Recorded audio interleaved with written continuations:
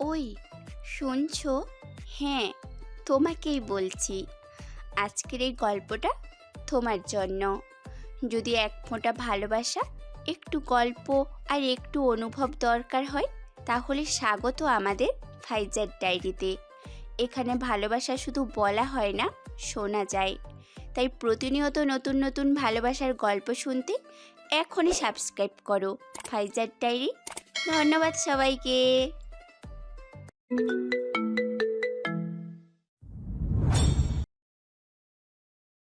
বান্ধবীদের সাথে বাজি ধরে আরশি যে অচেনা ছেলেকে প্রেমপত্র লিখেছিল, সে আর কেউ নয়, বরং সাবেক মন্ত্রীর একমাত্র ছেলে শেখ ফাহাদ আরাবী। মন্ত্রীপুত্র হওয়ার পাশাপাশি তার আরও একটা পরিচয় আছে। স্বনামধন্য ঢাকা বিশ্ববিদ্যালয়ের ছাত্র পরিষদের সভাপতি সে। ভার্সিটির সবাই তাই ফাহাদ ভাই নামেই চেনে। ফাহাদ ভাইয়ের আদেশ অমান্য করা মানে নিজের পায়ে নিজে কোড়াল মারা। শুধু ঢাকা বিশ্ববিদ্যালয় নয়, পুরো ঢাকা শহরে সে একচ্ছত্র আধিপত্য বিস্তার করে রেখেছে। তার চোখে চোখ রেখে কথা বলার সাহস আজ পর্যন্ত কেউ দেখায়নি। ফাহাদ ভাইয়ের নামে টুকটাক কথা আরশির কানেও এসেছে। ফাহাদকে ঘিরে তো সত্য মিথ্যা মিশ্রিত লোককথার অন্ত নেই। তাছাড়া তিলকে তাল বানানো তো বাঙালির স্বভাব। অবাধ্যতার জন্য সে কতজন ছেলেকে রাতের আধারে কুকুরের মতো পিটিয়ে পরপারে পাঠিয়েছে, কয়টা মেয়ের ইজ্জত লুটেছে, কতজন শিক্ষকের চাকরি খেয়ে তাদের হাতে ভিক্ষার বাটি ধরিয়ে দিয়েছে, ইত্যাদি ইত্যাদি।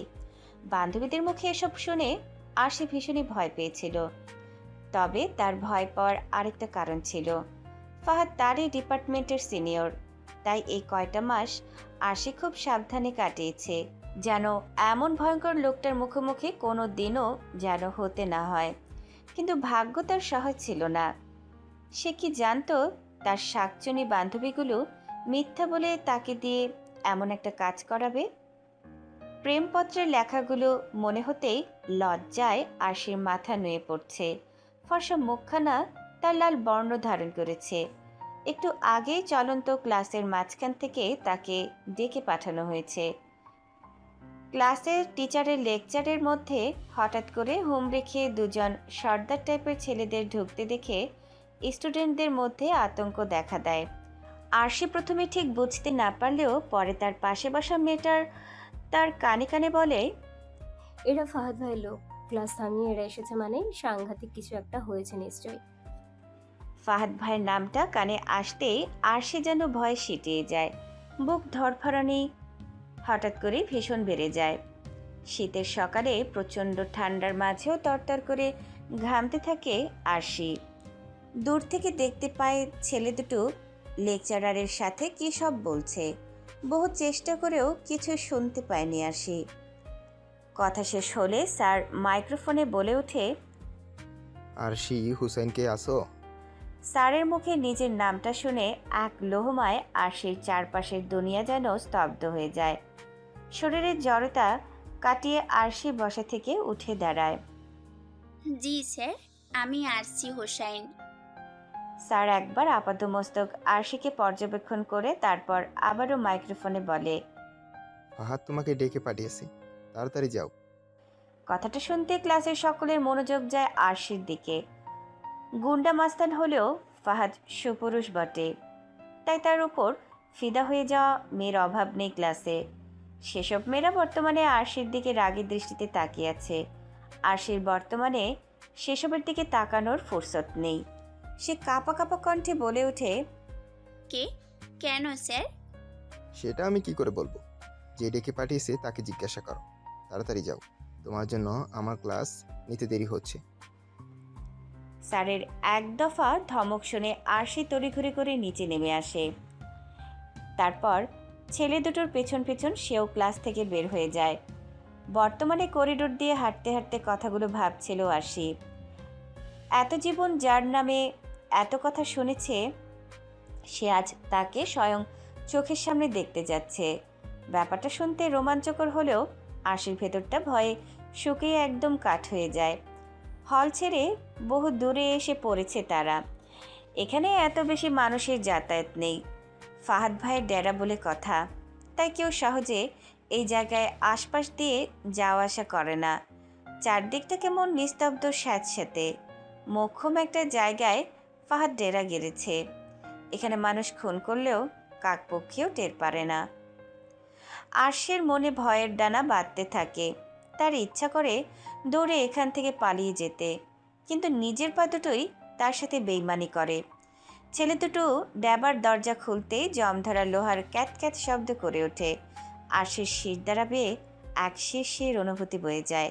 ভেতরটা ভীষণই ধোঁয়াশা, অন্ধকারের সাথে ধূসর ধোঁয়া যেন মিলিয়ে একাকার। সে সাথে আছে সিগারেটের চাপা গন্ধ। আশি কাশতে থাকে। ভেতরে প্রবেশের সাথে সাথেই কাশির পরিমাণ আরও বাড়তে থাকে।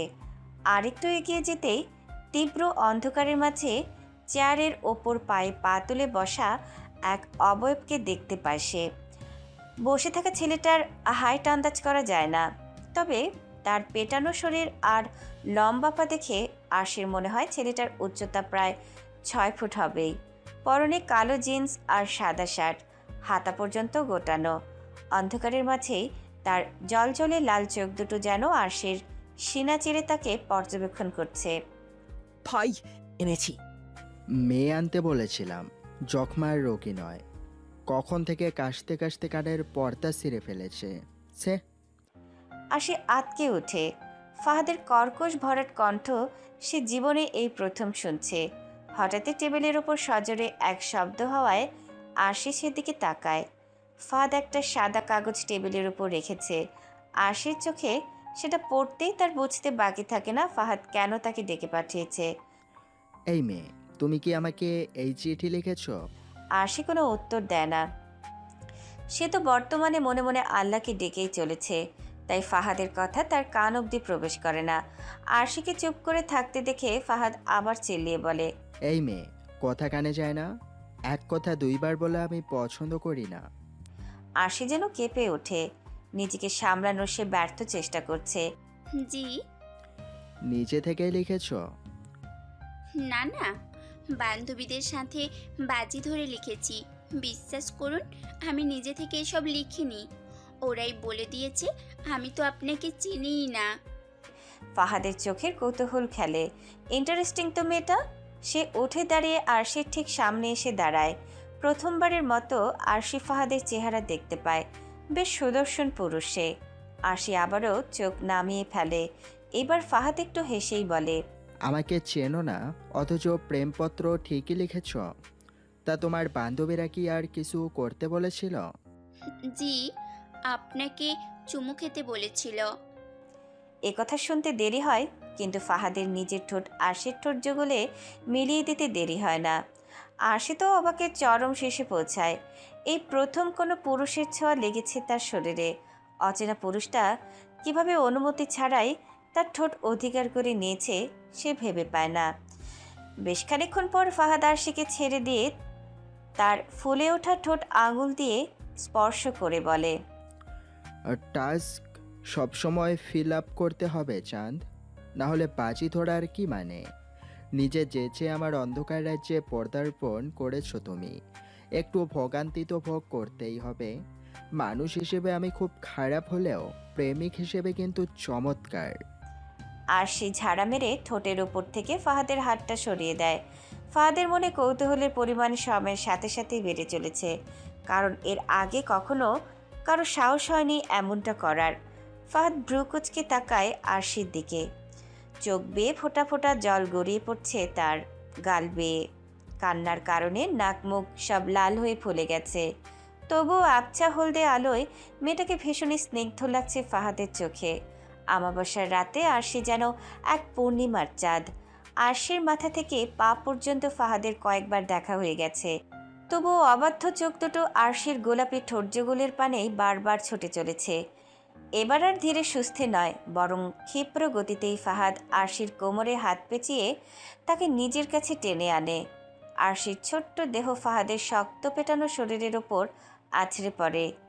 আরশি প্রথমে ভয়ে মুখ লুকিয়ে ফেললেও একটু পর আস্তে আস্তে ওপরের দিকে তাকায়। ফাহাদের অদ্ভুত হাসি যেন তার শরীরে 500 ভোল্টের কারেন্ট ঢুকিয়ে দিচ্ছে। নিজেকে ছাড়ানোর চেষ্টা করলে ফাহাদ আরও শক্ত করে তাকে জড়িয়ে ধরে, যেন এই জন্মে আরশি চাইলেও তার কাছ থেকে মুক্তি পাবে না। ভাইয়া প্লিজ ছাড়ুন আমায়। আমি আর কখনোই আপনাকে, না না সরি, আর কোনো ছেলেকেই লাভ লেটার লিখবো না। এবারের মতো আমাকে মাফ করে দিন প্লিজ। আমার কোনো ক্ষতি করবেন না। এই বলে আরশি নাক টানতে টানতে কেঁদে দেয়। অচেনা পরিবেশে এতগুলো ছেলের মাঝে নিজেকে খুব অসহায় লাগছে তার। লাগাটাই স্বাভাবিক, কারণ ফাহাদ ভাই আর তার দলবলের নামে মেয়েদেরকে ধর্ষণের খবরও তার কানে এসেছে। আর যদি সত্যি তার সাথে এমন কিছু একটা হয়, তবে সে সমাজের সামনে মুখ দেখাবে কি করে? আরশি আর ভাবতে পারে না। সময়ের সাথে পাল্লা দিয়ে তার কান্নার রোল বেড়েই চলেছে। আরশির কান্না দেখে ফাহাদ মুচকি হেসে দেয়। কান্নারত মেয়ে তার ভীষণই পছন্দের। যদিও কিছুক্ষণ আগ মুহূর্ত পর্যন্ত নারী সঙ্গ তার কাছে এক ঘৃণ্য বিষয় ছিল, কিন্তু আরশিকে তার অদ্ভুত লেগেছে, একটু আলাদা, যেন সে সবার থেকে। ফাহাদ আরশির থুতনি ধরে তার মুখ উঁচিয়ে বলে, এটা ভার্সিটি, তোমার বাসা নয় যে সব কিছুর ক্ষমা হবে। এখানে ফুলের মাসুল দিতে হয়, এটাই ফাহাদের নিয়ম। পেনাল্টি দিতে রাজি তুমি? ফাহাদের কথা কানে আসতেই আরশি এক শ্বাসে বলে ওঠে, জি জি রাজি, আপনি যা বলবেন আমি তাই করব। এটা শুনে ফাহাদের হাসি আরও প্রশস্ত হয়। আর একটুও সময় নষ্ট না করে সে আবারও আরশির ঠোঁটজোড়া দখল করে নেয়। এবার আরশি প্রতিবাদ করে, নিজেকে ছাড়ানোর চেষ্টা করে, কিন্তু লাভ হয় না। ফাহাদ চুমুর মাঝে মাঝে তার ঠোঁটও কামড়ে ধরে। এতগুলোর ছেলের সামনে ফাহাদ তাকে চুমু খাচ্ছে, এটা ভাবতেই আরশির লজ্জায় মরে যেতে ইচ্ছে করছে। সে কিছুতেই ফাহাদকে বাড়াবাড়ি করার সুযোগ দিতে চাইছে না। আর এদিকে ফাহাদও ছাড়বার পাত্র নয়। প্রায় 5 মিনিট ধস্তাধস্তির পর ফাহাদ আরশিকে ছাড়ে, আর সাথে সাথে আরশির নরম হাতের থাপ্পড় পড়ে ফাহাদের গালে। মাথার ঝাঁকড়া চুলগুলো তখন ঘামে ভেজা, টপ টপ করে ঘাম ঝরছে সেখান থেকে। আপনি একটা অমানুষ। আরশি এক প্রকার চিল্লিয়েই বলে কথাটা, আরও কিছু বলার ইচ্ছাও ছিল তার। তবে ফাহাদের সেই অগ্নিঝরা চোখের সাথে চোখাচোখি হতেই আরশি চুপ হয়ে যায়। নিজের কৃতকর্মের জন্য আফসোসও হয়, কিন্তু তবুও আগের তেজ বজায় রেখে সে দৌড়ে ফাহাদের ডেরা থেকে বের হয়ে আসে। আরশি চলে যেতেই কয়েকটা ছেলে তার পিছু নিতে চাইলে ফাহাদ ইশারায় তাদের যেতে মানা করে। রাগে সে ফুঁসছে। আজ পর্যন্ত যেখানে তার বাবা মা তার গায়ে হাত তোলেনি, সেখানে এক সাধারণ মেয়ে কিনা ফাহাদকে থাপ্পড় মেরেছে। তবুও ফাহাদ নিশ্চুপ। সবাই তখন অবাক হয়ে ফাহাদের দিকে তাকিয়ে আছে, কারো কিছু বলার সাহস নেই। তবু শাহেদ এগিয়ে এসে ফাহাদের সামনে মাথা ঝুঁকিয়ে বলে, ভাই, মেয়েটা আপনাকে এভাবে অপমান করলো আর আপনি কিছুই বললেন না। আপনি আমাকে আদেশ দিন, আমি এক্ষুনি মেয়েটাকে তুলে। মেয়েটার সমস্ত ডিটেলস আমার চাই, আজকের মধ্যেই। কিন্তু ভাই, ওকে একটা শিক্ষা দেওয়া উচিত। শাহেদ, যতটুকু বলা হয়েছে ঠিক ততটুকুই করবে। ফাহাদের গর্জন শুনে শাহেদ চুপ করে যায়। ফাহাদ আরেকবার পেছন ফিরে আরশির যাওয়ার পথের দিকে চায়। তারপর ক্রুর হাসি হেসে বলে, মাঝে মাঝে ছাড় দিতে হয়, এতে খেলার মজা দ্বিগুণ বেড়ে যায়। আমার থেকে পালিয়ে কত দূর যাবে চাঁদ? আমাদের আবার দেখা হবে খুব শীঘ্রই। করিডোর দিয়ে গজগজ করে হেঁটে যাচ্ছে আরশি। তার এলোমেলো চুল, ফুলে ওঠা চোখ আর ঠোঁটের ওপর ছড়িয়ে থাকা লিপস্টিক দেখে অনেকেই তার সম্বন্ধে আজে বাজে মন্তব্য করছে। ফাহাদ যে লোক পাঠিয়ে ক্লাসের মাঝখান থেকে আরশিকে তুলে নিয়ে গেছে, সেটা ইতিমধ্যে পুরো ক্যাম্পাসে ছড়িয়ে গেছে। এখন সবার কৌতূহলের কেন্দ্র হলো আরশি। তাকে ঘিরে সবাই দাঁড়িয়ে আছে, কেউ বড় বড় চোখে তাকে দেখছে, আবার কেউ মুখ বাঁকিয়ে তাকে উদ্দেশ্য করে বলছে, এইসব নষ্টা মেয়েতে ভার্সিটি ভরে গেল। এই যে দেখছো, এই মেয়েটাকে একটু আগেই ফাহাদ ভাইয়ের লোকেরা তুলে নিয়ে গিয়েছিল, আর এই অবস্থা করে ছেড়ে দিয়েছে। দুদিন পর দেখবো পেট বাঁধিয়ে ফেলেছে। যা বলেছে। ফাহাদ ভাই কি আর ওকে কুমারী রেখেছে? মন্ত্রী ছেলে সে, এমন 3-4টা মেয়েকে তো সে রোজ বেডে নেয়। আর মেয়েটাও কেমন সব জেনে শুনে ফাহাদ ভাইয়ের বেড পার্টনার হয়েছে।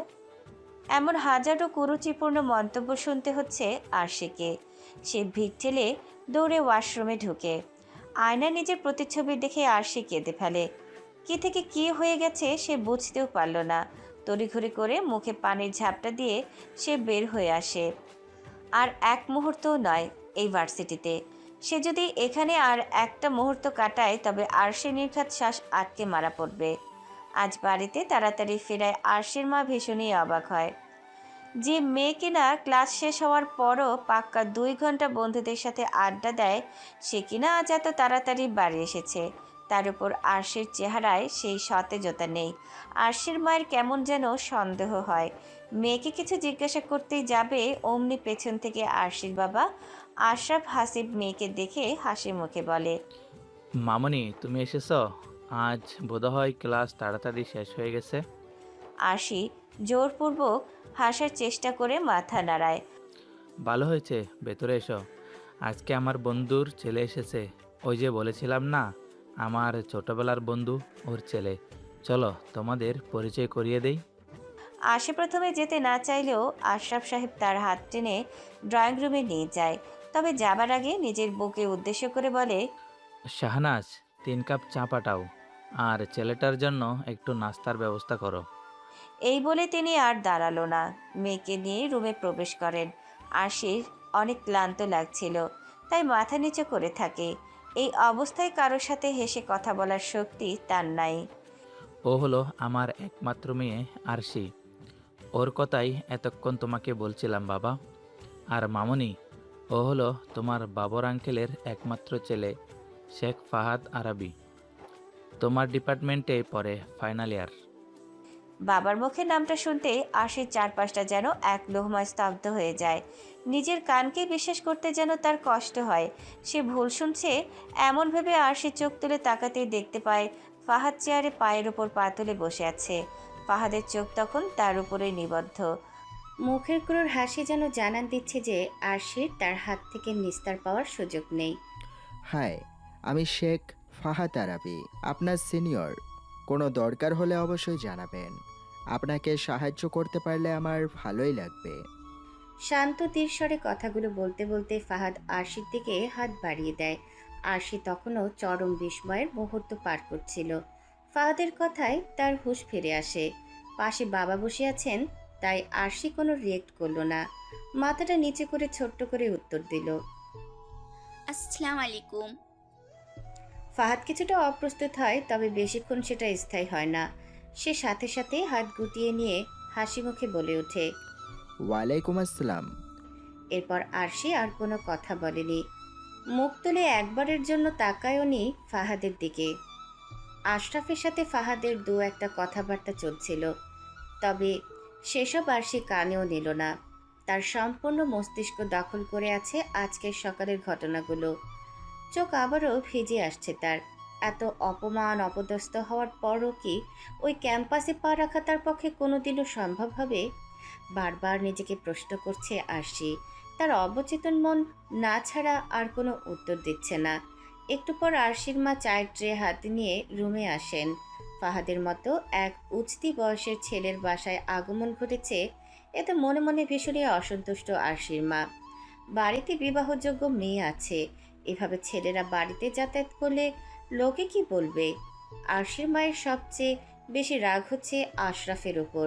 নিজের ছেলে মেয়েদের সাথে কবে এভাবে প্রাণ খুলে কথা বলেছে তার ঠিক নেই। অন্যের ছেলের প্রতি এমন দরদ দেখে ভেতর ভেতর রাগে ফুঁসছে আরশির মা। ট্রেটা টেবিলের ওপর রেখে তিনি আরশির দিকে তাকিয়ে বলেন, এ কি, তুই এখনো এখানে বসে আছিস? বাইরে থেকে এসেছিস, জামা কাপড় ছেড়ে ফ্রেশ হয়ে নে যা। আমি তোর খাবার উপরে পাঠিয়ে দিব, তাড়াতাড়ি ওঠ। আরশি যেন এমন একটা সুযোগের অপেক্ষায় ছিল। মায়ের বলা কথা শেষ হওয়ার আগেই সে সোফা থেকে উঠে দাঁড়িয়ে এক দৌড়ে রুমের ভিতরে চলে যায়। ফাহাদ চায়ের কাপে চুমুক দিতে দিতে আরশির যাওয়ার দিকে তাকিয়ে থাকে। মনে মনে সে বলে, ছাড় দিয়েছি, পালিয়ে নাও। তবে বেশিক্ষণ পালাতে পারবে না, কারণ তোমার পালানোর পথের অন্তেই আমার অবস্থান। দীর্ঘ অনেকটা সময় শাওয়ারের ঠান্ডা পানিতে গোসল সেরে বের হয়েছে আরশি। গায়ে টাওয়াল পেঁচানো, কোমর সমান ঘন চুলগুলো বেড়ে পানির ফোঁটা পড়ে মেঝে ভিজে যাচ্ছে। তাই সে তড়িঘড়ি করে আরেকটা টাওয়াল দিয়ে আয়নার সামনে দাঁড়িয়ে ঝাড়তে থাকে। আর সে একবারের জন্য খেয়াল করেনি তার রুমে অনুমতি ছাড়া একজন ঢুকে অসময়ে তার চুল ঝাড়ার দৃশ্য তীক্ষ্ণ দৃষ্টিতে পর্যবেক্ষণ করছে। হঠাৎ পেছন থেকে কেউ তাকে জাপটে ধরলে আর সে আতঙ্কে চিৎকার দিয়ে ওঠে। এই মুহূর্তে বাড়িতে মা বাবা ছাড়া কেউ তাকে এভাবে জড়িয়ে ধরেছে সেটা প্রথম দিকে আন্দাজও করতে পারে না সে। তারপর আয়নায় নজর যেতে আর সে চোখ কোটর থেকে বাইরে বের হওয়ার উপক্রম হয়। ফাহাদ তাকে জড়িয়ে ধরে রেখেছে। আশির ভেজা চুলগুলো ঘাড়ের ওপর থেকে সরিয়ে উন্মুক্ত ত্বকের উপর ফাহাদ সযত্নে চুমু খাচ্ছে। কিন্তু আরশির চিৎকার শুনে ফাহাদের মেজাজ গরম হয়ে যায়। মুখটা কুঁচকে সে আয়নার দিকে তাকিয়ে বলে, দিলে তো মুডটা নষ্ট করে। কতক্ষণ ধরে তোমার জন্য অপেক্ষা করছি। এখন যখন কাছে আসতে পেরেছি তখন চিল্লিয়ে কানের পর্দা ফাটিয়ে দিলে। প্রেমিককে অপেক্ষা করানো কি ঠিক বলো? আমায় ছাড়ুন বলছি ফাহাদ ভাই, এটা আপনার ডেরা নয়, বরং আমার বাসা। ভুলে যাবেন না সেটা। আমি আপনার জোর জবরদস্তি আর এক মুহূর্তও সহ্য করব না। ফাহাদ মজা পায়। সে এক ঝটকায় আরশিকে ঘুরিয়ে তার দিকে ফেরায়।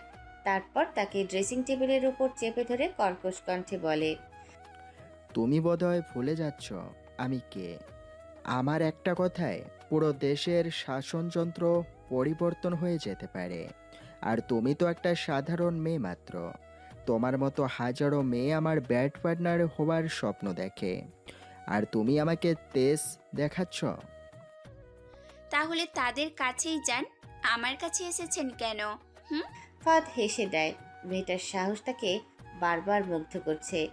যেখানে বড় বড় আমলারা তার সামনে কথা বলতে গিয়ে প্যান্ট ভিজিয়ে ফেলে, সেখানে এই বাচ্চা মেয়েটা তার সাথে কথার যুদ্ধ চালিয়ে যাচ্ছে।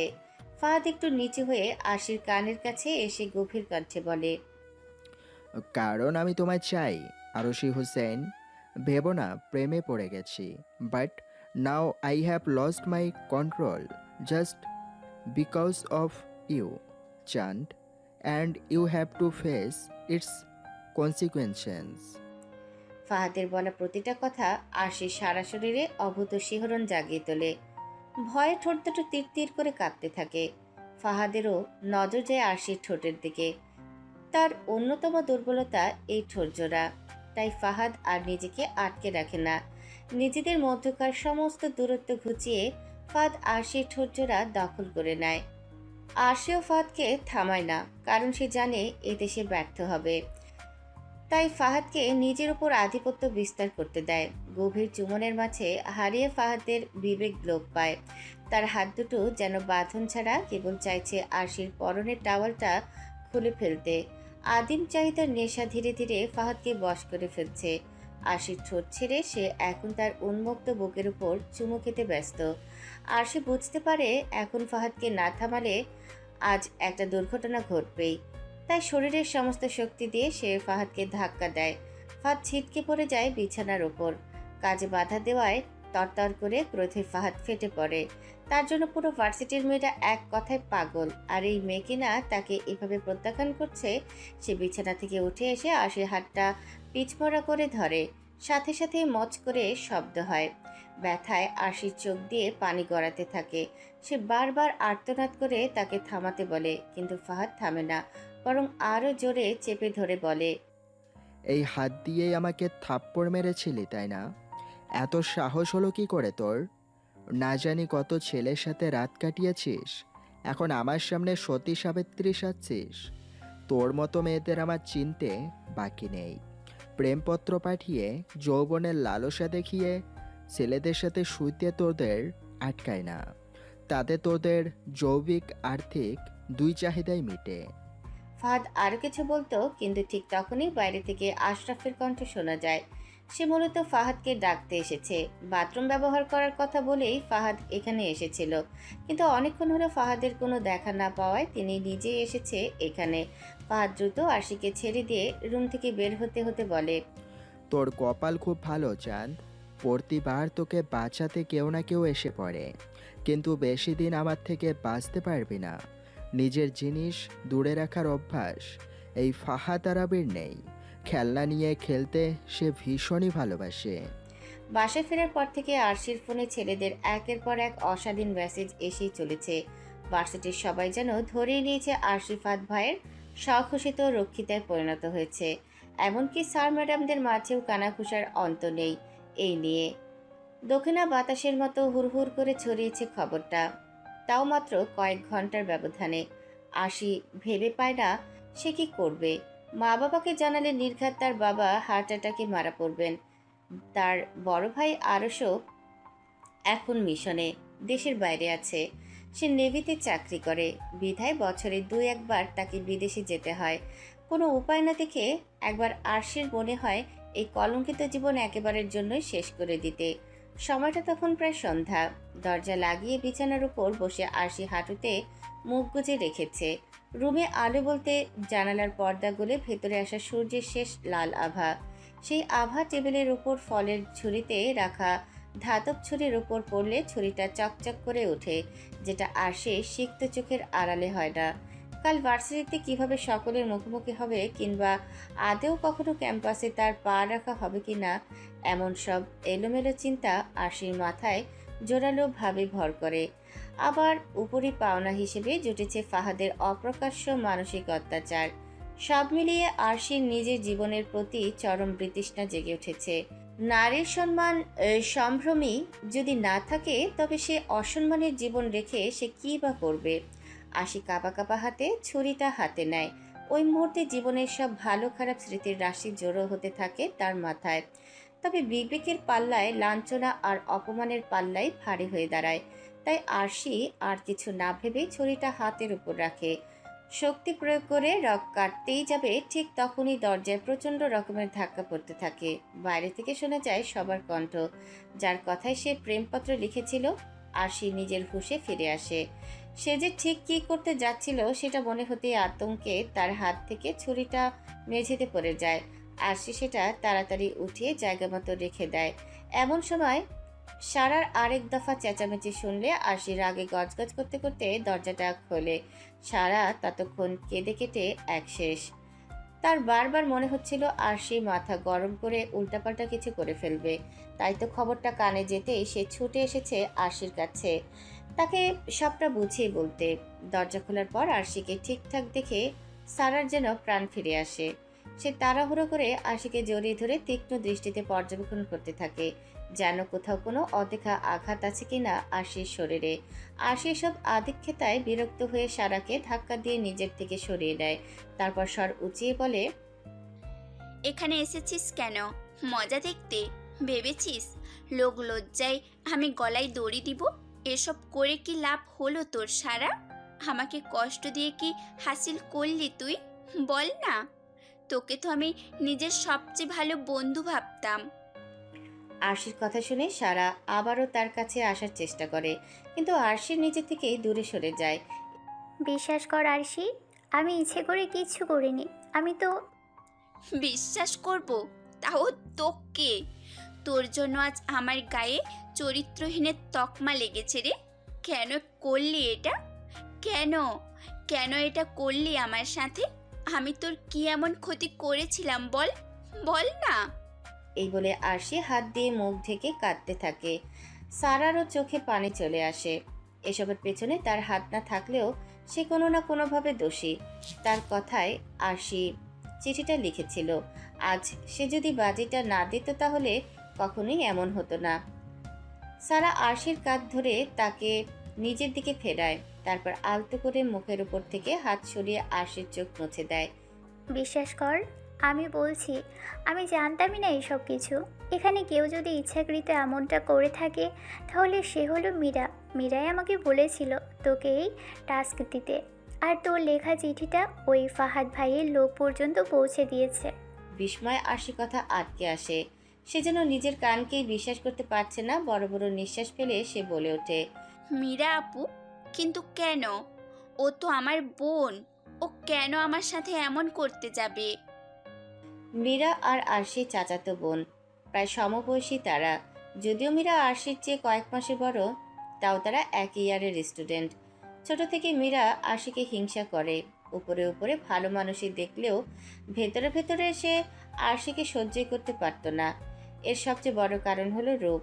আরশি দেখতে মাশাআল্লাহ অনেক সুন্দরী, ফর্সা গায়ের রং। টানা তীক্ষ্ণ মুখের গড়ন। সৃষ্টিকর্তা যেন কম দেয়নি আরশিকে। অন্যদিকে মীরা শ্যামলা গড়নের ছোটখাটো মেয়ে, চেহারারও তেমন মাধুর্য নেই। কারণটা হলো তুরাব ভাই। মীরা তুরাব ভাইকে পছন্দ করে, কিন্তু তুরাব ভাই তোকে পছন্দ করাই মীরাকে রিজেক্ট করেছে সবার সামনে। তাই মীরা এমন একটা ছক কষে যেন সেও তোকে পুরো ভার্সিটির সামনে অপমান করতে পারে। তুরাব ভাই আমাকে ভালোবাসে? কবে থেকে? কই, আমি তো কিছু জানি না। আরশির কণ্ঠে তুরাবের ন্যায় একবার উচ্চারিত হলেও কম্পিউটারের স্ক্রিনে তাকে দেখতে থাকা ফাহাদের মুখে তুরাবের নাম উচ্চারিত হয় গুনে গুনে 5 বার, সাথে কিছু গালিও যোগ করে। রাগে হাত থেকে কোকের ক্যানটা চেপে ধরে দুমড়ে মুচড়ে ফেলে। বড় বড় শ্বাস উঠতে থাকে তার। রাগকে কেন সে কিছুতেই কন্ট্রোল করতে পারছে না। এই খেলায় যে তার জলজ্যান্ত এক প্রতিযোগী জুটে যাবে, সেটা তো আর ফাহাদের জন্য ছিল না। ফাহাদ ছাত্র রাজনীতিতে জড়িয়েছে বহু আগে, তাই এখনও ফাইনাল ইয়ারে পড়লেও আরও 3 বছর আগে পাশ করে তার বেরিয়ে যাওয়ার কথা। আর এদিকে তুরাব বর্তমানে তার ব্যাচমেট হলেও তার চেয়ে 3 বছরের ছোট। এই ছেলেটা যে তার জিনিসের উপর নজর দিয়েছে, এটা তাকে ভালো করে বুঝিয়ে দেওয়ার জন্য ফাহাদ ফোন দিয়ে আটে। শালার মাইয়া পছন্দ করছি একটা, ভার্সিটি জুড়ে না করে সরাসরি। আগে এই তুরাবের সামনে থেকে সরাতে হবে, না হলে খেলার মজাই মাটি হয়ে যাবে। এইসব থার্ড পার্সনের এন্ট্রি শেষে গিয়ে গ্যাঞ্জাম বাঁধিয়ে ছাড়বে। এই বলে হাতের দুমড়ানো ক্যানটা ছুঁড়ে মেরে ফাহাদ রুম থেকে বের হয়ে যায়। মাটিতে বাড়ি খেয়ে ভেতরের সব পানিও বের হয়ে রুমের একাকার অবস্থা। কিন্তু ফাহাদ সেসবে মাথা ঘামায় না। এসব পরিষ্কার করার জন্য বাড়িতে ডজন ডজন লোক পালছে তার বাবা। ছাদের উপর রেলিংয়ে ঠ্যাক দিয়ে দাঁড়িয়ে একের পর এক সিগারেট টানছে ফাহাদ। ছাদের বেশিরভাগটা জুড়ে জাত প্রজাতির গাছ লাগানো, কোনটা ফুলের, কোনোটা ফলের, আবার কোনোটা শোভাবর্ধনকারী। ভালো অভ্যাস বলতে ফাহাদের একটাই আছে, সেটা হলো গাছ লাগানো। মায়ের কাছ থেকে পেয়েছে সে, তাই মা না থাকলেও গাছ ঠিকই তার জীবনের একটা বড় অংশ। শত ব্যস্ততার মাঝেও দিনে একবার করে গাছে পানি দিতে সে ভোলে না। ছাদের একটা অংশে টেবিলে চেয়ার পাতা ফাহাদ মাঝে মাঝেই এখানে এসে তার একাকিত্বকে দূর করে। চেয়ারটা টেনে পায়ের উপর পা তুলে বসেছে সে। পরনে কেবল একটা ট্রাউজার মাত্র, গলায় সিলভার চেন ঝুলছে। ওপরে কিছু না পড়ায় তার পেটানো বলিষ্ঠ শরীর দৃশ্যমান। সিগারেট খেতে খেতে হঠাৎই ফাহাদের চোখ যায় গেটের দিকে। একসাথে বেশ কয়েকটা গাড়ি গেট পেরিয়ে তার বাড়িতে প্রবেশ করছে। আরও ভালো করে দেখার জন্য ফাহাদ উঠে কাছে গিয়ে রেলিংয়ের ওপর হাত রেখে দাঁড়ায়। গাড়ি থেকে সাদা পাঞ্জাবি পায়জামা পরা নেতার মতো একজনকে বের হতে দেখে ফাহাদের বুঝতে বাকি থাকে না তার বাবার সাথে আজ ঢাকা 8 আসনের এমপি রফিকুদ্দিন আক্কাস দেখা করতে এসেছে। ফাহাদ হাতের সিগারেটটা নিচে ফেলে পা দিয়ে পিষে দেয়। তারপর হাত দুটো মাথার উপর তুলে ভাঁজ করে আকাশের দিকে চায়। আকাশ কি জন্য তার বাবার সাথে দেখা করতে এসেছে সেটা তার জানা। কয়দিন আগে কোনো এক মন্ত্রী বা এমপির ছেলেকে সে বেধড়ক মেরে হাসপাতালে পাঠিয়েছিল। সেই বিচার দিতেই হয়তো আকাশ সাহেবের আগমন ঘটেছে। ফাহাদ ধীর পায়ে সিঁড়ি বেয়ে নিচে নামে। বসার রুম থেকে আকাশের একের পর এক উত্তেজিত কথা শোনা যাচ্ছে। ফাহাদ আর একটু এগিয়ে এলে দেখতে পায় আকাশ নির্ভয়ে তার বাবার সামনে উঁচু গলায় কথা বলছে। আপনাকে আমরা সম্মান করি বলে আপনার ছেলে যা ইচ্ছে তাই করবে, আর আমরা চুপচাপ সেগুলো মেনে নিব কেন? কিভাবে আপনার ছেলে নিজেকে প্রধানমন্ত্রী নাকি রাষ্ট্রপতি? কত বড় সাহস! ও দিনে দুপুরে স্বরাষ্ট্রমন্ত্রীর ছেলেকে পিটিয়ে ইমার্জেন্সিতে পাঠিয়েছে। এবার একটা হেস্তনেস্ত আপনাকে করতেই হবে বাবর ভাই। কথা শেষ হতেই ফাহাদকে হাসতে হাসতে রুমে ঢুকতে দেখে আকাশের যেন বুড়ি বন্ধ হয়ে যায়। ছেলেটা যে কতটা ভয়ানক সেটা খুব ভালো করেই জানে। সাহসের কি দেখলেন আপনি? সাহস তো এখন দেখবেন। এই বলে ফাহাদ নিজের রিভলভারটা দিয়ে মুহূর্তের মধ্যেই গুলি করে আকাশের সিনা চিরে ফেলে। নিথর রক্তাক্ত দেহ পড়ে যায় ঠান্ডা মেঝের ওপর। বাবর বেশ বিরক্ত হয়ে রকমের সুরে নিজের ছেলেকে বলে, তুই এটা কি করলি? দিনে দুপুরে এমপিকে মেরে দিলি। এখন আমি কি করব? এটাকে ধামাচাপা দেবো কিভাবে? কি আর করবেন? উপনির্বাচন দেবেন। আসন তো আর ফেলে রাখতে পারবেন না। আর ধামাচাপা যদি নাই দিতে পারেন, তবে এত ক্ষমতার মূল্য রইল কই? এই বলে ফাহাদ রিভলভারটা কোমরে গুজে বের হতে নিলে বাবর পিছন থেকে তাকে ডাক দেয়। কোথায় যাচ্ছিস এখন? পার্টি অফিসে। এই যে সুন্দরী, এক রাতের জন্য তোমার রেট কত? ফারাদ ভাই যত দিয়েছে আমি তার ডবল দেব। Just come to my bed and satisfy me. তোর এতই দুর্দিন এলো যে ফাহাদ ভাইয়ের খাওয়া মালকে কিনতে চাচ্ছিস, তাও ডাবল রেটে? এই রেটে 5টা ভার্জিন মাল পেয়ে যাবে। একে কিনিস না, দেখে ঠিকমতো হাঁটতেও পারছে না। এমন হাজারো নোংরা কুরুচিপূর্ণ মন্তব্য কানে আসছে আরশির, তাও নিজের চরিত্র সম্পর্কে। এসব না শোনার ভান করে সে দ্রুত পায়ে ক্লাসের দিকে পা বাড়ায়। তবে তাকে ঘিরে মানুষের কৌতূহল যেন শেষই হচ্ছে না। সবাই কেমন বড় বড় বিস্ময়কর চোখে তার দিকে তাকিয়ে আছে। আরশির গা জ্বলে যাচ্ছে, সাথে কান্নাও পাচ্ছে।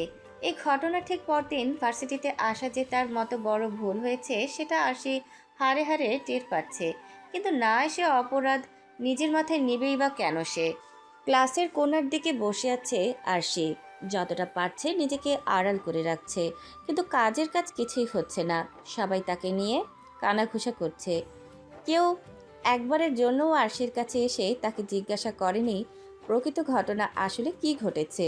সবাই যে যার মতো একটা কিছু ভেবে সেটা সত্যি প্রমাণে মরিয়া হয়ে উঠেছে। ঠিক সে সময় ক্লাসে স্যারের আগমন ঘটলে কোলাহল থেমে যায়। আরশিও চোখের কোণে জমা পানি মুছে ক্লাসে মনোযোগ দেওয়ার চেষ্টা করে। তবে পড়ানো শুরু করার আগ মুহূর্তে স্যার পুরো ক্লাসের সামনে বলে ওঠে, এই যে কর্নারের মেয়েটা, কি যেন নাম তোমার? আরশি সাথে সাথেই উঠে দাঁড়িয়ে বলে, Arshi Hossain. Arshi, get out of my class. এখানে যারা যারা পড়তে এসেছে তারা সবাই ভালো পরিবারের ছেলে মেয়ে। আমি চাই না তোমার সাথে মিশে আমার সব স্টুডেন্ট নষ্ট হয়ে যাক। আরশির চোখ বেয়ে সাথে সাথেই পানির ফোঁটা গড়িয়ে পড়ে। লজ্জায় আর অপমানে তার গলা দিয়ে কথা বের হওয়া দায়, তবুও নিজেকে সামলে সে আবদারের সুরে স্যারকে বলে, কিন্তু স্যার, আমি কি করেছি? কি করেছো বুঝতে পারছো না, নাকি বুঝেও না বুঝার ভান করছো? দেখো, আমার রুড হতে বাধ্য করো না। আমি তোমার টিচার, তাই কোনো অপ্রত্যাশিত কথা আমার মুখ দিয়ে বের করো না। তাড়াতাড়ি রুম থেকে বের হও, তোমার জন্য আমি পড়ানো শুরু করতে পারছি না। স্যারের কথার সাথে তাল মিলিয়ে ক্লাসের সবাই আরশিকে ক্লাস থেকে বের হয়ে যেতে বলে। কয়েকজন তো হাতের কাছে যা পায় তাই ছুঁড়ে মারে আরশির দিকে। এবার আর আরশি দাঁড়ায় না। অপমানের পাল্লাটা বুঝি তার সহ্য ক্ষমতার চেয়ে অনেক গুণ ভারী হয়ে গেছে। বই খাতা হাতে নিয়ে সে দ্রুত ক্লাস থেকে বের হয়ে যায়। তার কানে আসে সকলের হাসির শব্দ। আরশিকে হেনস্থা করতে পেরে তারা খুশি হয়েছে, অথচ তাদের সামান্য খুশির খোরাকের জন্য আরশির বুকে যে কতবার তীর বেঁধে রক্তাক্ত হয়েছে তারা একবারও ভেবে দেখেনি। আরশি একবার ফিরে চায় ক্লাসরুমের দিকে, তারপর হাতের উল্টো পিঠ দিয়ে চোখ মুছে বিল্ডিং থেকে বের হয়ে যায়। কতগুলো বাইক ধুলো উড়িয়ে গেট দিয়ে প্রবেশ করে, সাথে সাথেই সবাই সরে গিয়ে তাদের যাওয়ার জায়গা করে দেয়। স্টুডেন্টদের মুখে আতঙ্ক, কারণ ফাহাদ ভাই এসে গেছে। ভার্সিটিতে ফাহাদ ভাই আসা মানে ত্রাসের সূচনা। বাইক থামিয়ে ফাহাদ নিজের মাথা থেকে হেলমেট খুলে নেয়, সাথে সাথে তার একগাদা এলোমেলো ঝাঁকড়া চুল বন্ধন মুক্ত হয়। পরনে সাদা টি শার্ট সুদর্শন না লাগছে সেটা ভিড়ে দাঁড়িয়ে থাকা মেয়েদের চকচকে চোখ দেখেই আন্দাজ করা যায়। তবে ফাহাদ এসবে মনোযোগ দেয় না। সে যে কাজের জন্য এখানে এসেছে সেটাকেই প্রাধান্য দিয়ে সে ভিড় থেকে ক্যাম্পাসে চলে যায়। ডিপার্টমেন্টের প্রতিটা ক্লাসরুম থেকেও তার ছেলেরা আরশির কোনো খোঁজ পায় না। কেবল একটা সংবাদ সংগ্রহ করে শাহিদ মাথা নিচু করে ফাহাদের সামনে আসে। ফাহাদ তখন ক্যান্টিনে বসে পায়ের উপর পা তুলে চা খাচ্ছিল। বল, আরশি কোথায়? আরশিকে? আশিকে নাম ধরে সম্বোধন করায় ফাহাদ রক্তবর্ণ চোখে শাহিদের দিকে তাকায়। ভয় শাহিদের হাত কাঁপতে থাকে। কি বলবে বুঝতে না পেরে চুপ করে থেকে আগের মতো দাঁড়িয়ে থাকে। ওকে নাম ধরে ডাকার অধিকার শুধুমাত্র আমার। ও তোদের সকলের ভাবি হয়, আর ভাবি মায়ের সমান। কথাটা যেন মনে থাকে। এখন বল, কি বলছিলি? শাহিদ কথা বলার আগে একবার ঢোক গিলে গলা ভিজিয়ে নেয়। ভাইয়া, একজন স্যার ভাবিকে আজকে ক্লাস থেকে বের করে দিয়েছিল। তারপর থেকে ভাবিকে আর কেউ দেখেনি। কথাটা শোনা মাত্র ফাহাদ হাতের কাপটা দুমড়ে মুচড়ে ফেলে উঠে গিয়ে শাহিদের কলার চেপে ধরে। কোন হারামির বাচ্চার সাহস হলো আমার আরশিকে ক্লাস থেকে বের করে দেওয়ার? মাটিতে পুঁতে দিয়ে আসতে পারলি না? সাদ কিছু বলার আগেই ফাহাদ তাকে ধাক্কা দিয়ে দূরে সরিয়ে দেয়। তারপর রাগে গজগজ করতে করতে ক্যান্টিন ত্যাগ করে তার দলের কেউ ফাহাদকে আটকাতে চাইলেও শাহেদ তাদের যেতে না করে। সে জানে এখন ফাহাদের কাছে যাওয়া মানে নিজের মৃত্যুকে ডেকে আনা। সিগারেট টান দিতে দিতে ফাহাদ ক্যাম্পাসের নিস্তব্ধ জায়গাগুলোতে পায়চারি করছিল।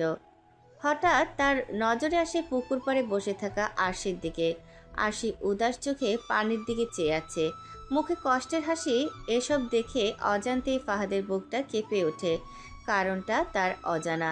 সে আরশির কাছে যেতেই দিবে, ঠিক তখনই তুবারকে আসতে দেখে ফাহাদ এক গাছের পেছনে লুকিয়ে যায়। দুপুরবেলায় নিরালা পরিবেশে বসে নিজের ওলটপালট হয়ে যাওয়া জীবনের কথা ভাবতে যখন আরশি ব্যস্ত, ঠিক তখনই কাঁধে কারো স্পর্শ পেয়ে সে চমকে পেছনে তাকায়। দেখতে পায় তুরাবকে। সাথে সাথে আরশি একটু দূরে সরে যায়। তুরাব তাকে পছন্দ করে, তার জন্য তাকে যে মাসুল দিতে হচ্ছে। এখন তুরাবের সাথে তাকে কেউ কথা বলতে দেখলে ঠিক কী পরিণতি হতে পারে সেটা চিন্তা করেই আরশি আশেপাশে তাকায়, কেউ তাদের উপর নজর রাখছে কিনা দেখার জন্য। আরশির সাথে সাথে তুরাবও পেছনে যায় আরশির এমন তাকানোর কারণ খোঁজার জন্য। পরে বুঝতে পেরে সে মুচকি হেসে বলে, এখানে আমি আর তুমি ছাড়া কেউ নেই, ভয় নেই, কেউ তোমাকে আর কিছু বলবে না, আমি আছি তো। আরশি মাথা নিচু করে ফেলে। তার মানে তুরাবের কানেও সংবাদ পৌঁছেছে, আর না পৌঁছলেও মীরা যে সেটা নিজ দায়িত্বে করবে আরশি ভালোই বুঝতে পারছে।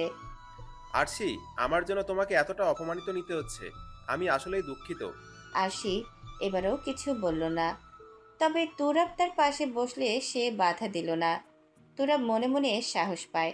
সে আরশির হাতে হাত রেখে বলে, আমি সবসময় তোমার পাশে আছি আরশি, যে যাই বলুক আমি তোমাকে বিশ্বাস করি। আমি জানি তুমি নিষ্পাপ, কোনো কলঙ্ক তোমাকে কখনোই ছুঁতে পারবে না। আমি তোমাকে ভালোবাসি আরশি। আরশি অবাক চোখে তুরাবের দিকে তাকায়। এতে সে একজোড়া মুগ্ধ নয়নের সম্মুখীন হয়। তুরাব সযত্নে আরশির হাতের পিঠে ঠোঁট ঠেকিয়ে আলতো করে চুমু খায়। এসব কিছু ফাহাদ গাছের আড়াল থেকে দেখছিল। এতক্ষণ দাঁতে দাঁত চেপে সবকিছু সহ্য করলেও আরশির হাতে চুমু খাওয়াটার দৃশ্য দেখে ফাহাদ আর নিজেকে কন্ট্রোল করতে পারে না।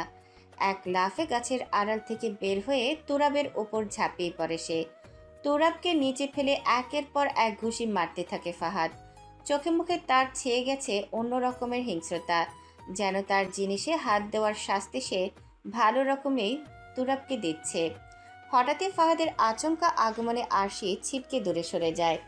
এই প্রথম ফাহাদের নিষ্ঠুরতা সচক্ষে দেখে আরশি এক মুহূর্তের জন্য স্তব্ধ হয়ে যায়। গলা শুকিয়ে তার কাত হয়ে আসে। পরক্ষণেই তুরাবকে রক্তাক্ত অবস্থায় মাটিতে পড়ে থাকতে দেখে হুঁশ ফিরলে আরশি তুরাবকে ছাড়ানোর চেষ্টা করে, কিন্তু প্রতিবারই ফাহাদ তাকে ধাক্কা দিয়ে দূরে সরিয়ে দেয়। প্লিজ ফাহাদ ভাই, ছাড়ুন ওকে, ওকে মারবেন না আর প্লিজ, তা না হলে ও মারা যাবে। দূরে যা মাগি, একদম আমার কাছে বাধা দিতে আসবি না, তাহলে তোরও একই অবস্থা করব। আরশি এবার ফাহাদকে পেছন থেকে জড়িয়ে ধরে। এবার ফাহাদ কিছুটা দমে যায়। সে নিজে থেকেই আহত তুরাবের ওপর থেকে উঠে আরশিকে নিজের কাছে টেনে নিয়ে বুকে জড়িয়ে নেয়। তারপর ঘৃণ্য চোখে তুরাবের দিকে তাকিয়ে বলে, আজকের মতো তোকে ছেড়ে দিলাম, কিন্তু আর যদি কোনো দিনও দেখি আমার চাঁদের দিকে তুই কুনজর দিয়েছিস, তাহলে জানে মেরে ফেলবো তোকে। নিস্তব্ধ জায়গাটা থেকে বেশ শোরগোল শব্দ কানে আসছিল সবার। জায়গাটা কেমন যেন নির্জন গা ছমছমে। প্রয়োজন না হলে কেউ সেখানে পা রাখে না, তবুও সেখান থেকে এত চিল্লাচিল্লি শুনে স্টুডেন্টরা ভিড় করতে থাকে। ফাহাদ ভাইয়ের বাহুডোরে আরশিকে দেখে তাদের চোখ তখন চড়ক গাছ। তাদের মনের সামান্য সন্দেহটুকু যেন ঘুচে যায়। একে অপরের দিকে তাকিয়ে তারা আরশির চরিত্র নিয়ে কুরুচিপূর্ণ কথাবার্তা ফিসফিসিয়ে বলতে থাকে। ফাহাদের সেদিকে খেয়াল নেই, সে তখন তুরাবকে গালমন্দ করতে ব্যস্ত। ফাহাদ আবারও তুরাবকে আঘাত করতেই যাবে, অমনি আরশি তার থেকে নিজেকে ছাড়িয়ে তুরাবের কাছে হাঁটু গেড়ে বসে তুরাবের রক্তাক্ত মাথাটা নিজের কোলে নেয়। তুরাবের তখনও জ্ঞান আছে। নিজের ভালোবাসার মানুষটার পরম যত্নের স্পর্শে হাজারো ব্যথার মাঝেও তার ঠোঁট চিরে হাসি বের হয়ে আসে, যা দেখে ফাহাদের মাথায় আগুন ধরে যায়। সে কিছু করতেই যাবে, ঠিক তখনই আরশি তার দিকে চায়। ভেজা অশ্রুসিক্ত সেই চোখ দুটো তখন লাল টসটসে হয়ে গেছে। সে চোখের দিকে তাকিয়ে ফাহাদ আর কিছু করে না, নিজ জায়গায় ঠায় দাঁড়িয়ে থেকে ভেতরে ভেতরে রাগে ফুঁসতে থাকে। আরশি শাহেদের দিকে তাকিয়ে বলে, ভাইয়া ওকে প্লিজ হাসপাতালে নিয়ে যাবেন, কাছেই তো ঢাকা মেডিকেল, আপনারা কয়েকজন তুললেই ওকে নিয়ে যেতে পারবেন, প্লিজ ভাই। শাহেদ মাথা নাড়িয়ে সম্মতি জানিয়ে তুরাবের কাছে যেতে নিলেও হঠাৎ চোখ পড়ে যায় তার ঠিক বিপরীতে দাঁড়িয়ে থাকা ফাহাদের দিকে, যে বর্তমানে রাগে দাঁত কিরমির করছে। এক মুহূর্তের জন্য থেমে গেলেও শাহেদ একেবারে দমে যায় না। নিজের ছেলেদের ইশারায় বলে তুরাবকে ধরতে। তিনজন ছেলে মিলে তুরাবকে তুলে নিয়ে যায়। তুরাব তখন আধা খোলা চোখে আরশির দিকে চেয়ে থাকে, যতক্ষণ তাকে দেখা যায়। একসময় আরেকটা জনরব ওঠে, কথাগুলো একজনের থেকে আরেকজনে ছড়িয়ে যায়। এই মেয়ে ডাবল টাইমিং করতে গিয়ে ধরা পড়েছে বোধ হয়। তা না হলে কোনো কারণ ছাড়াই কি ফাহাদ ভাই ওই ছেলেটার এমন দশা করে? ঠিকই বলেছিস, মেয়েটা চরিত্রে সমস্যা একটা দিয়ে হয় না। এতগুলো ছেলেকে পিছে পিছে ঘোরাচ্ছে, শুধু কি পিছে ঘোরাচ্ছে নাকি শরীরও বিলিয়ে দিয়েছে দেখ গিয়ে। এমন হাজারো কথার ভিড়ে আরশি মাথা নিচে করে দাঁড়িয়ে দুপোটা চোখের পানি ফেলে, কিন্তু পর মুহূর্তেই নিজের সমস্ত রাগ একত্র করে সকলের চোখের সামনে ফাহাদের গালে ঠাটিয়ে থাপ্পড় মেরে বসে। সাথে সাথেই চারপাশে পিনপতন নীরবতা ছেয়ে যায়। ফাহাদেরও বড় বড় শ্বাস পড়তে থাকে। ২৬ বছরের এই জীবনে এতটা অপমানিত বোধহয় তাকে কখনো হতে হয়নি। এতগুলো স্টুডেন্টের সামনে এক মেয়ের হাতে থাপ্পড় খাওয়ার চেয়ে তো গুলি খেয়ে মরে পড়ে থাকা বেশ সম্মানের। শুধুমাত্র আপনার জন্য আজ আমার জীবনের এই দশা। সবাই আমার চরিত্রের দিকে আঙুল উঁচিয়ে ধরে, বাজে মন্তব্য করতে ছাড়ছে না। কি ক্ষতি করেছি আমি আপনার, যে সকলের সামনে আমাকে এমন হেনস্থা করছেন? বলুন বলুন না, কবে আমি আপনার সাথে ঘনিষ্ঠ মুহূর্ত কাটিয়েছি যে আমি আপনার রক্ষিতা হয়ে যাব? আসলে দোষটা আমার। সারা জীবন গ্রামে বড় হয়ে শহরে এত বড় ভার্সিটিতে পড়তে এসেছিলাম, বুঝিনি আমি শহরের মানুষের মন ভেতর থেকে এতটা কুৎসিত। আপনাকে যেন আর কোনো দিনও আমার আশেপাশে না দেখি, কথাটা মনে রাখবেন, শেখ ফাহাদ আরাবি। এই বলে আরশি হাত দিয়ে চোখের পানি মুছতে মুছতে চলে যায়। সবাই তখনও ফাহাদের দিকে হাঁ করে তাকিয়ে আছে। শরীর তার তখন উষ্ণ রক্তের স্রোত টকবগিয়ে ছুটে চলেছে। আজকের অপমানটা ফাহাদ আরাবি সারা জীবনের জন্য মনে রাখবে। আমার থাপ্পড় মারার ফল তুমি হাড়ে হাড়ে টের পাবে। Arshi Hossain, just wait and watch এই ফাহাদ তোমার জীবনটা কেমন জাহান্নামে পরিণত করে। আশি বাড়ির দরজার সামনে দাঁড়িয়ে আছে অনেকক্ষণ, কিন্তু কলিং বেল চাপার সাহস হয়ে উঠছে না। কান্নার কারণে ফোলা মুখ নিয়ে মায়ের সামনে দাঁড়াবে কি করে সে? তার মা যে অন্তর্যামী, চোখের দিকে তাকালেই যেন সব বুঝে যায়। মুখে কিছু বলা লাগে না। আরশি ব্যাগ থেকে পানির বোতলটা বের করে মুখে কয়েকবার পানির ঝাপটা দেয়, তারপর ওড়না দিয়ে মুখ মুছে নেয়। একটা দীর্ঘশ্বাস ফেলে নিজেকে শান্ত করে কলিং বেল চাপ দেয়। প্রায় সাথে সাথে তার মা দরজা খুলে দেয়, যেন তিনি মেয়ের জন্যই অপেক্ষা করছিলেন। দরজা খুলতেই মায়ের মুখে আলাদা রকমের হাসি দেখে আশির মনে সন্দেহের সৃষ্টি হয়। সে কৌতূহলী কণ্ঠে কিছু বলার আগেই তার মা তাকে বলে, তাড়াতাড়ি ভিতরে যা, দেখ কে এসেছে। আশি কিছু না বলে তড়িঘড়ি করে মাকে পাশ কাটিয়ে ভেতরে চলে যায়। সোফার উপর একজন সুদর্শন ছেলেকে বসে থাকতে দেখে আরশি খুশিতে লাফিয়ে ওঠে। ছেলেটা শক্ত গড়নের উচ্চতায় প্রায় 6 ফুট ছই ছই, গায়ের রং শ্যামলা, চোখে মুখে অন্য রকমের মায়া, যদিও সেটা রুক্ষতার সামনে মলিন হয়ে পড়ে। ছেলেটাও আরশিকে দেখে হাসি মুখে উঠে দাঁড়ায়। ভাইয়া, এই বলে আরশি এক লাফে আরশের কোলে উঠে পড়ে। আরশ বোনের ছেলে মানুষই দেখে হাসতে থাকে। বয়স বাড়লেও আরশির ছেলে মানুষই এখনো যায়নি। একটু পর আরশকে ছেড়ে আরশি মুখ বেজার করে বলে, তোর সাথে কথা বলবো না ভাইয়া, তুই খুব পচা। আমাকে একবারও জানালি না যে তুই আসছিস, তাহলে আজ ভার্সিটিতে যেতামই না। আরশ আরশির গালে হাত রেখে বলে, বললে কি আর সারপ্রাইজ থাকতো? তাও আমি তোর সাথে রাগ করেছি, তুই আমাকে কল দিতিস না, আর আমি কল দিলেও ধরতিস না। কি করব? যেখানে ছিলাম সেখানে নেট নেই বললেই চলে। যাই হোক, আমি তোর জন্য একটা জিনিস এনেছিলাম। এটা দেখলে তুই নিশ্চয়ই রাগ করে থাকতে পারবি না। এই বলে আরশ পকেট থেকে এটা দামি ফোনের বক্স বের করে। আরশি আর চোখে সেটা দেখে সাথে সাথে আরশের হাত থেকে ছোঁ মেরে নিয়ে যায়। এটা আমার? হ্যাঁ, তোর আগের ফোনটার তো খারাপ অবস্থা, তাই ভাবলাম এটা নিয়ে আসি তোর জন্য। তারপর আমার বোন ঢাকা বিশ্ববিদ্যালয়ে ভর্তি হয়েছে, একটা গিফট তো তুই ডিসার্ভ করিস। ভাইয়ের কথা শুনে সাথে সাথে আরশির মুখে হাসি উবে যায়। মনে পড়তে থাকে একটু আগের ঘটনাগুলো। তবুও সেসব ঘটনাকে ভুলে আরশি আরশের দিকে হাসি মুখে তাকিয়ে বলে, এত দূর থেকে এসেছিস, এখন ফ্রেশ হয়ে নে যা, তোর সাথে বিকেলে কথা বলবো। আরশিদের বাড়ির প্রতিটা ঘটনায় ফাহাদ নিজের রুমে আয়েশ করে বসে স্ক্রিনে দেখছিল। আরশের সাথে তার এত ঘনিষ্ঠতা ফাহাদের মনে হিংসার জন্ম দিচ্ছিল। হোক সে নিজের মায়ের পেটের ভাই, তবুও এত হাসি, এত কথা কিসের? কই, তার সাথে তো আসি এভাবে হেসে হেসে কথা বলে না। তার উপর যখনই দেখে তখনই দূরে চলে যেতে চায়। আমাকে ছাড়া সব ছেলেদের খুব ভালো লাগে, তাই না? তোর এমন ব্যবস্থা করব যে শয়নে স্বপনে শুধুই আমাকেই দেখতে পাবি। আমি ছাড়া তোর আর কোনো গতি থাকবে না। সকালের আলো ফুটেছে বহুক্ষণ হলো, তবু ফাহাদের ওঠার নামগন্ধ নেই। কাল বেশ রাত করে বাড়ি ফিরেছে সে। অনেকদিন পর চারাদের সাথে পার্টি অফিসে বসে সিগারেট ফুঁকেছে আর গল্পগুজব করেছে। শেষে মাঝরাতে মাতাল অবস্থায় গাড়ি চালিয়ে কখন বাসে এসেছে সে খবর কেউ রাখেনি। টলতে টলতে ফাহাদের পা বিছানার সাথে লেগে হোঁচট খেলে তার মুখ থেকে বের হয়ে আসে অশ্রাব্য গালি। রাজনীতি করতে গিয়ে এসব শিখেছে সে। বিছানার উপর ওপর হয়ে শুয়ে পড়ে সে। কিছুক্ষণ বাদে ঘুমের ঘোরে ছেয়ে এলে হাতের বিয়ারের ক্যানটা হাত থেকে ফসকে মেঝেতে পড়ে যায়। নীরবতার চাদর ছিন্ন করে চিকন বিছড়ি সে শব্দে ফাহাদের ঘুম ভাঙে না, কেবল জায়গা বদল হয়। বিছানার ওপর তার ভারী শরীরটা চিৎ করে চারিদিকে চার হাত পা ছড়িয়ে সে আবারও ঘুমে ডুবে যায়। তবে একেবারে তলিয়ে যাওয়ার আগ মুহূর্তে চোখে ভেসে ওঠে এক নারীর ভীত তথস্থ মুখখানা। ফাদ আধখোলা চোখে মুচকি হাসে। নিঃশাক্ত ধরা কণ্ঠে সে বলে ওঠে, আরশি, আমার চাঁদ। বাবু সাহেব ডাইনিং টেবিলে বসে আজকের খবরের কাগজ পড়ছেন। কাগজের শিরোনামের খবরটা পড়ে তার মুখ বিরক্তিতে ভরে যায়।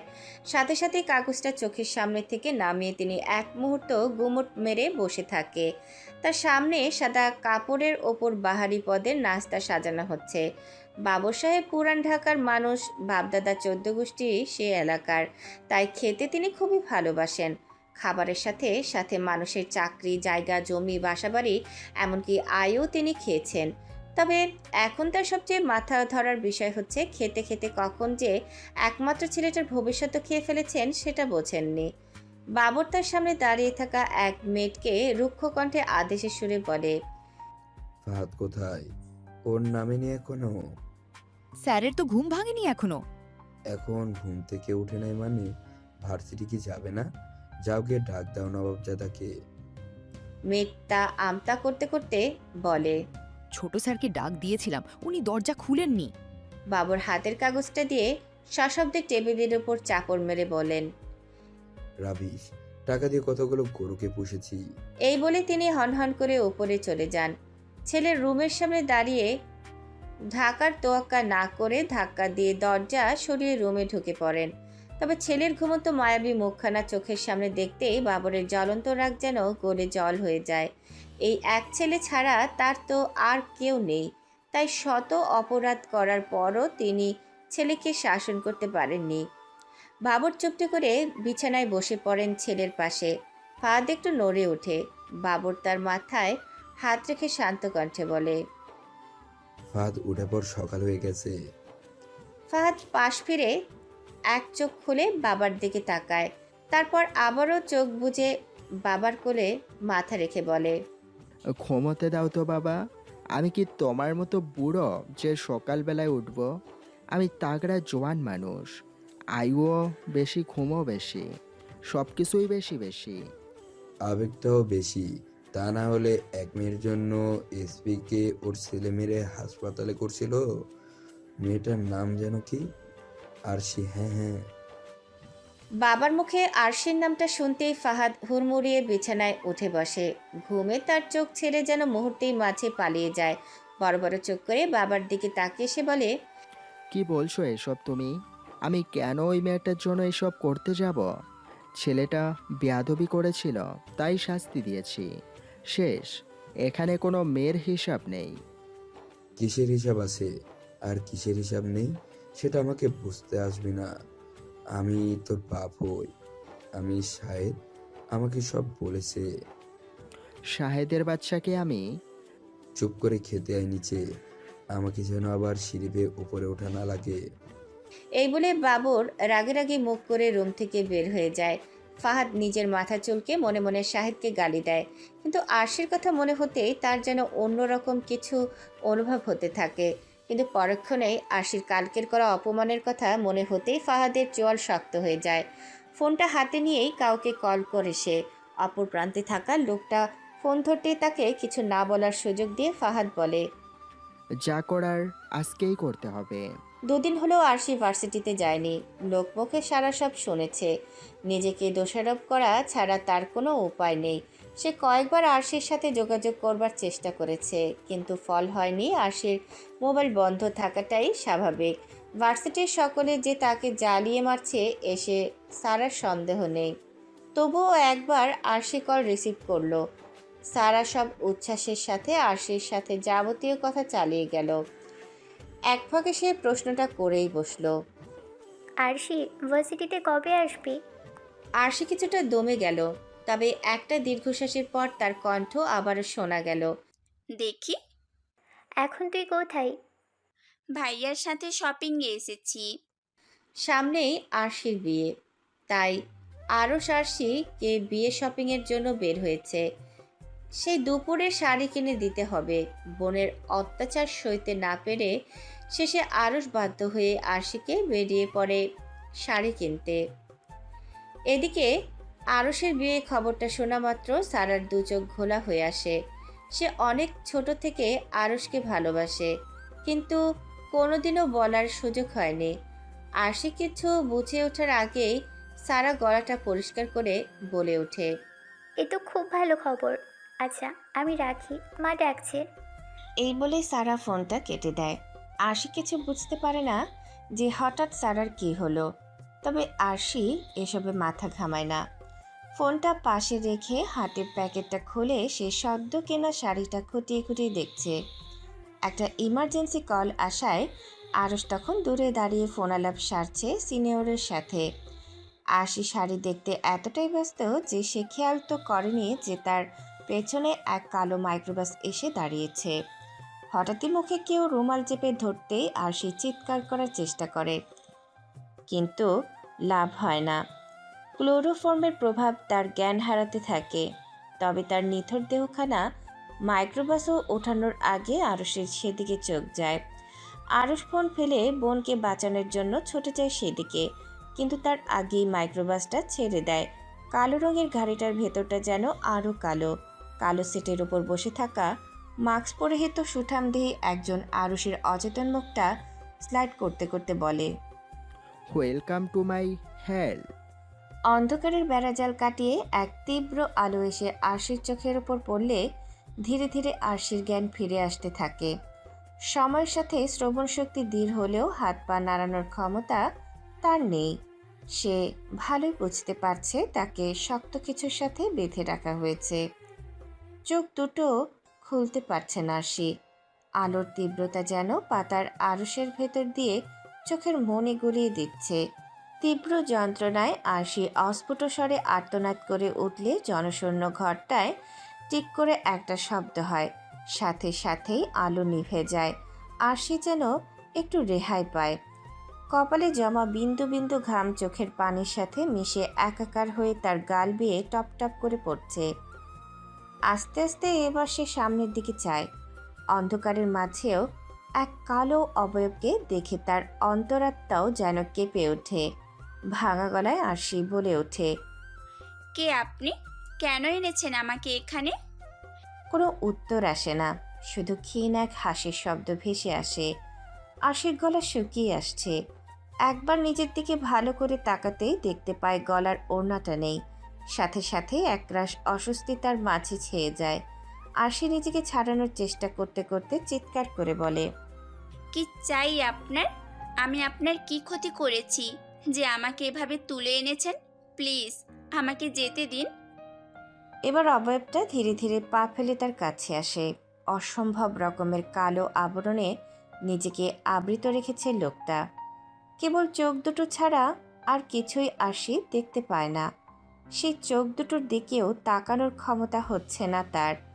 বাজ পাখির মতো দৃষ্টি যেন এক্ষুনি আরশিকে মাঝখান বরাবর ছিঁড়ে ফেলবে। লোকটা আরশির খুব কাছে দাঁড়িয়ে আঙুল দিয়ে তার গাল স্লাইড করতে করতে বলে, অর্ণা খুঁজে লাভ নেই। একটু পর নামের শেষে যে কলঙ্কের তকমা লাগবে সেটা অর্ণার মতো অল্প বিস্তর কাপড় দিয়ে মোছা যাবে না। এক সমুদ্র পানি দিয়েও সেটা মোছা সম্ভব নয়। লোকটার হাসকি ভরাট কণ্ঠ আরশির দেহ কাঁপন ধরিয়ে দেয়। ফোলা ফোলা ঠোঁট দুটো যেন বাতাসের লহমায় নড়ে ওঠে। লোকটা একবার সেদিকে চায়, কিন্তু পরক্ষণে আবারও আরশির চোখের দিকে তাকিয়েই এক হাত দিয়ে আরশির কাঁধের ওপরের জামার অংশটা টান দিয়ে ছিঁড়ে ফেলে। এতে তার বাহুর ওপরের অংশ দৃশ্যমান হয়। আরশি এবারও চিৎকার করে আর্তনাদ করতে থাকে থামার জন্য, কিন্তু লোকটা থামে না, বরং আরেক দিকের জামার ও একই অবস্থা করে। আরশি মাথা নুয়ে লোকটার কাছে মিনতি করতে থাকে যেন লোকটা তার সম্ভ্রম হরণ না করে। আর একটা কথা বললে গুলি করে তোর খুলি উড়িয়ে দিব। বল, স্বেচ্ছায় আমার সাথে রাত কাটাবি নাকি জীবন দিবি? আরশি এক মুহূর্ত না ভেবে কাট কাট কণ্ঠে বলে ওঠে, জান দিব, তাও মান দিব না। সম্মান ছাড়া নারীর জীবনে কোনো মূল্যই যে নেই।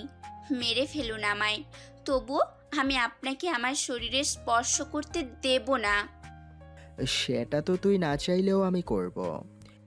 এই বলে লোকটা পকেট থেকে ক্লোরোফর্মের বোতলটা বের করে রুমালে মেখে সেটা আরশির নাকে চেপে ধরে। আরশি এবারও জ্ঞান হারায়। এতক্ষণ মাস্কের আড়ালে চেহারা ঢেকে রাখা ফাহাদ এবার মাস্ক খুলে ফেলে। মুখে সেই আগেকার মতো বিরক্তি নিয়ে আরশির দিকে তাকায়। গলা উঁচিয়ে কাউকে ডাকতে রুমের বাহির থেকে একটা অচেনা মেয়ে ঢুকে পড়ে। মেয়েটা ফাহাদের বাসায় রান্নার কাজ করে। ফাহাদকে সামনে দাঁড়িয়ে থাকতে দেখে মেয়েটা ভয়ে কাঁপতে কাঁপতে বলে, স্যার ডেকেছিলেন? এই মেয়েটার জামা কাপড়ের এমন অবস্থা করো যেন দেখে মনে হয় মেয়েটাকে কেউ রেপ করেছে। মেয়েটা চমকে গিয়ে ফাহাদের দিকে তাকাতেই এক দফা চোখাচোখি হতেই আবারও চোখ নামিয়ে বলে, জি, কিন্তু এতে তো মেয়েটার। যা বলছি তাই করো, অবাধ্য হলে তোমারও অবস্থা ভালো হবে না। সাংঘাতিক রকমের একটা সতর্কতা বার্তা দিয়ে ফাহাদ হনহন করে চলে যায়।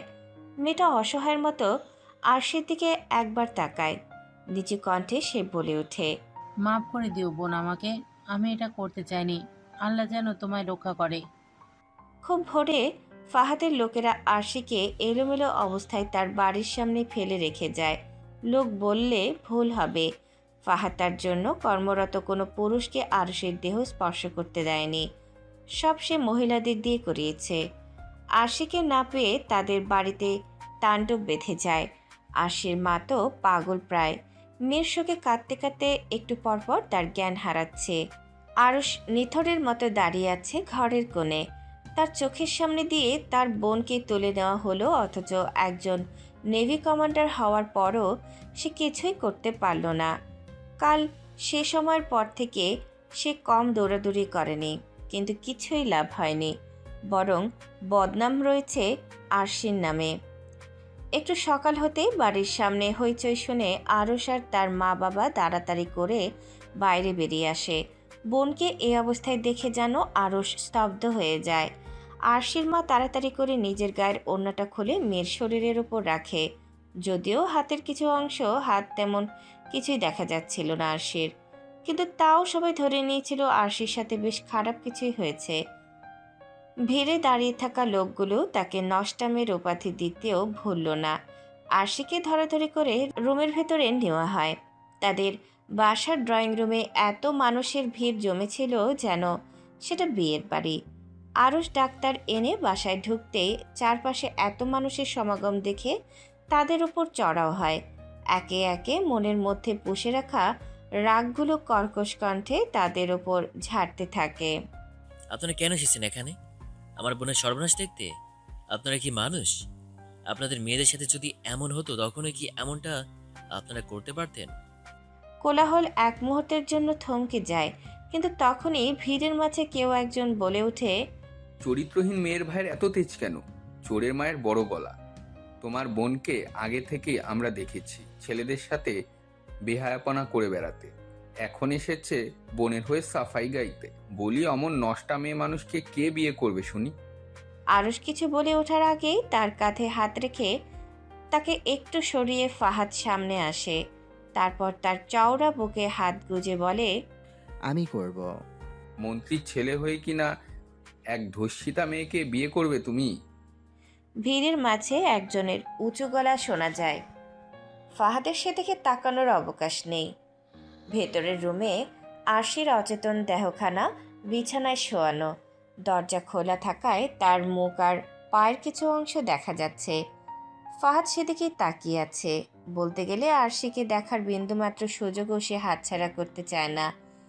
সেদিকে দৃষ্টি নিবদ্ধ রেখে ফাহাদ সাবলীল কণ্ঠে বলে, কথাটা আমি যথেষ্ট স্পষ্ট কণ্ঠেই বলেছি। আপনি না শুনে থাকলে কানের ভালো ডাক্তার দেখান। আর আমি এখানে একজন সাধারণ মানুষ হিসেবে এসেছি। মন্ত্রীর ছেলে পরিচয়ে আজ এখানে দাঁড়ালে আপনারা কেউ আজ প্রাণ হাতে নিয়ে বাড়ি ফিরে যেতে পারতেন না। ভালোই বলছি, এখন লেজ গুটিয়ে বের হন এখান থেকে। আরশির ভবিষ্যৎ নিয়ে আপনাদের অতি আগ্রহ না দেখালেও চলবে। তার জন্য ওর মা বাবা, এমনকি আমি স্বয়ং শেখ ফাহাদ আরাবি আছি। উপস্থিত সকলের পায়ের নিচ থেকে মাটি সরিয়ে দেওয়ার জন্য ফাহাদের গোটা কয়েক কথাই যথেষ্ট ছিল। তার বলা কথাগুলো যেন নীরব মজলিসের মাঝে পড়ে বাজের মতো ফেটে পড়ে। যারা কিঞ্চিত মজা আর তিরস্কার করার লোভে দলে দলে এখানে এসেছিল, তারা মুহূর্তের মধ্যেই আগের মতো দলে দলে নিস্তব্ধ পা ফেলে আরশিদের বাড়ি ছেড়ে চলে যায়। কেউ একবারের জন্য ফাহাদের দিকে চোখ তুলে তাকানোরও সাহস পায় না। ড্রয়িং রুমে এখন শুধু দাঁড়িয়ে আছে আশরাফ, আরশ আর ফাহাদ। ফাহাদ একটা ছোট্ট শ্বাস ফেলে পেছন ফিরে আশরাফ সাহেবের হাত দুটো নিজের মুঠোয় নিজে নরম কণ্ঠে বলে, আঙ্কেল, যত তাড়াতাড়ি সম্ভব আমি আরশিকে বিয়ে করতে চাই। আপনি প্লিজ কাজী ডাকুন। যত কাবিন চান আমি দিতে রাজি আছি। আমার শুধু আরশিকে চাই। আশরাফের চোখ ভিজে আসে। মেয়ের নিথর দেহটা দরজার বাইরে পড়ে থাকতে দেখে সে যে পাথর হয়ে গেছে, এই মুহূর্তে যেন তার হুঁশ ফিরল। হাজারো দুঃখের মাঝেও তিনি একটু হাসার চেষ্টা করে বলেন, করবে বাবা আমার হতভাগী মেয়েকে বিয়ে? বিশ্বাস করো বাবা, আমার মেয়ে চরিত্রহীন নয়। আরশের সাথে হেসে বেরিয়েছিল, তারপর যে কি থেকে কি হয়ে গেল। চেপে রাখা কান্নার কারণে আশরাফ কথা বলতে পারে না। ফাহাদ মনে মনে ভীষণই বিরক্ত হয়। তার ইচ্ছা ছিল সবাইকে উপেক্ষা করে আরশির সাথে একটু ব্যক্তিগত সময় কাটানোর। আরশির সেই বিবর্ণ মুখশ্রী, অসহায় দৃষ্টি, কেঁপে ওঠা ঠোঁট দেখতে তার ভীষণই ইচ্ছা করছে, কিন্তু মনের লুকানো খায়েশ সে পূরণ করতে পারছে না আশেপাশের মানুষের মেলোড্রামার জন্য। না চাইতো ফাহাদ একটু হেসে অনুনয়ের জোরে বাড়িয়ে দিয়ে বলে, আরশি কেমন সেটা আমি ভালো করেই জানি আঙ্কেল। তাই তো বিয়ে করে নিজের বউয়ের সম্মান দিতে চাচ্ছি। আপনি প্লিজ বিয়ের ব্যবস্থা করুন। এই বলে আশরাফ সাহেব ফোন হাতে নিয়ে অন্য পাশে চলে যায়। ফাহাদের এই ভালো মানুষের পেছনে যে কি প্ল্যান কাজ করছে সেটা সম্পর্কে তার কোনো ধারণাই নেই। আশিকে নিজের করে পাওয়ার সাথে সাথে যে তার এতদিনের প্ল্যান এভাবে জড়িয়ে যাবে, ফাহাদও সেটা কল্পনা করেনি। আশরাফ চলে যেতেই তার মুখের হাসি বদলে কুটিল হাসি ছেয়ে যায়, যেটা আরশের নজর এড়ায় না। কেন জানি তার মনে হচ্ছে ফাহাদ ছেলেটা সুবিধার নয়, কিন্তু এখন তার এই কথা কেউ শুনবে না। এমনিতেও তার জন্য আরশির এই অবস্থা, নিজেকে সে কম দোষারোপ করেনি এর জন্য। এখন যদি তার জন্য আবারও আরশির জীবনটা ঠিক হতে গিয়েও ওলটপালট হয়ে যায়, তখন আরশ নিজেকে কিভাবে ক্ষমা করবে? তবু দুশ্চিন্তা তার পিছু ছাড়ে না। একবার আরুষের মনে হয় বোনকে কলঙ্কের হাত থেকে বাঁচানোর জন্য একেবারে বলি দিয়ে দিচ্ছে না তো। জ্ঞান ফেরার পরে আরশিকে তার মা শাহানাজ জোর করে উঠে লাল শাড়ি পরিয়ে দেয়। সে মায়ের মুখ চেয়ে এর কারণ শুনতে চায়, কিন্তু উত্তর হিসেবে জুটে মায়ের নিশ্চুপ চোখের পানি।